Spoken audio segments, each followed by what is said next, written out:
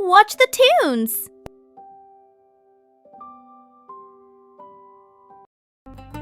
విజయనగర సామ్రాజ్యంలో ఒకసారి భయంకరమైన కరువు వచ్చింది. వర్షాలు అస్సలు కురవలేదు. మండుతున్న ఎండలకు భూమి పగిలిపోయింది. బావులు, పంపులు అన్నీ ఎండిపోయాయి. ఎప్పుడూ నీటితో నిండుగా ఉండే బావుల్లో కూడా నీళ్లు చాలా లోతుకు వెళ్ళిపోయాయి. తుంగభద్ర నది ఒడ్డున ఉన్న తెనాలి రామకృష్ణుడి ఇంట్లో కూడా ఇదే పరిస్థితి.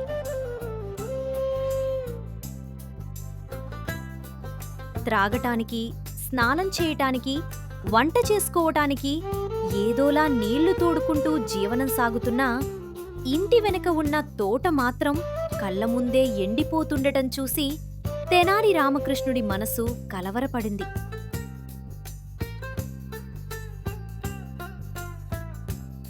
తోటకు నీళ్లు పెట్టాలంటే బోలెడు నీళ్లు, కూలీలు, డబ్బు కావాలన్న ఆలోచనల మధ్యలో ఉండగానే ఇంటికి కొద్ది దూరంలో ముగ్గురు మనుషులు చాటుగా నిలబడి ఏదో మాట్లాడుకుంటూ తన ఇంటివైపు చూస్తున్నారని తెనాలి రామకృష్ణుడు గమనించాడు.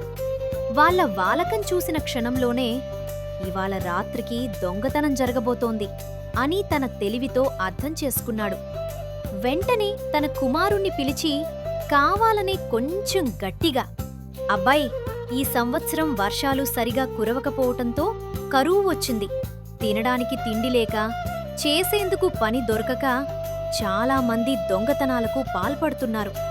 అందుకే మన ఇంట్లో ఉన్న నగలు, డబ్బు అన్నీ ఒక పెట్టెలో పెట్టి ఆ పెట్టెను తీసుకుని బావిలో పడేద్దాం. అలా చేస్తే దొంగలకు ఏమాత్రం అనుమానం రాదు. వాళ్ళు వచ్చినా ఇక్కడ ఏమీ దొరకదు అని చెప్పాడు. ఈ మాటలు కావాలనే గట్టిగా అన్న తెనాలి రామకృష్ణుడి ఉద్దేశం దొంగలకు వినిపించడమే.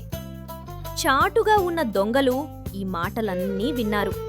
వెంటనే తెనాలి రామకృష్ణుడు ఇంట్లో ఉన్న నగలు, బంగారు నాణాలు, వెండి సామాన్లు అన్నీ తీసుకుని ఒక పెద్ద ట్రంకు పెట్టెలో పెట్టి తన కుమారుడితో కలిసి ఆ పెట్టెను బావిలో పడేయడం దొంగలు కళ్ళారా చూశారు.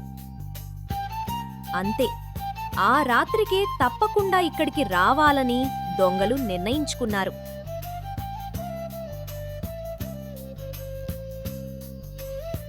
అర్ధరాత్రి ఊరు నిద్రలోకి వెళ్ళాక ముగ్గురు దొంగలు వచ్చి ఒక్కొక్కరుగా బావిలోకి దిగారు.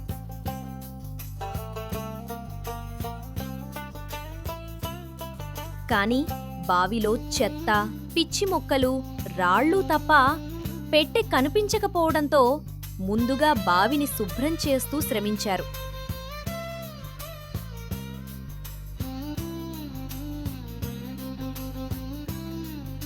చివరకు పెట్టె బరువుతో అడుగుకి వెళ్ళిపోయి ఉంటుందన్న ఆలోచనతో నీళ్లన్నీ తోడాలని నిర్ణయించారు.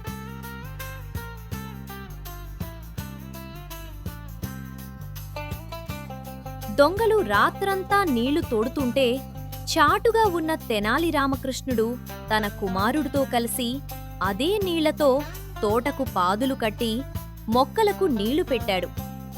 తెల్లారేసరికి పెట్టె దొరికిందనుకునే లోపే తెనాలి రామకృష్ణుడు భటులను పిలిపించి దొంగలను పట్టించారు.